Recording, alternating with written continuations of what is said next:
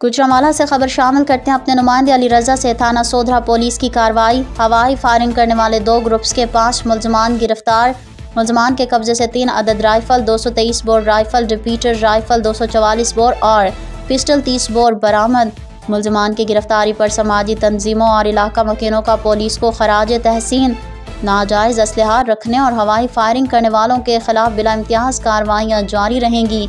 City police officer Mohammad Ayaz Saleem. City police officer Mohammad Ayaz Saleem के अहकामात के पेश नज़र ज़िला भर में जराइम पेशा अनासिर के खिलाफ कार्रवाइयों का सिलसिला जारी है।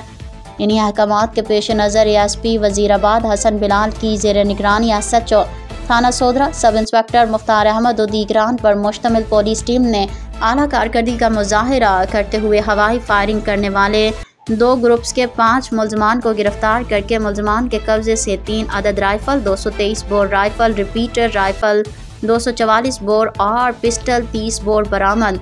गिरफ्तार मुलजमान में फैज़ान, जैन, हैदर, आसिफ और अंसर वगैरह शामिल हैं। समाजी तंजीमों और इलाके के मकीनों का पुलिस को खराज तहसीन।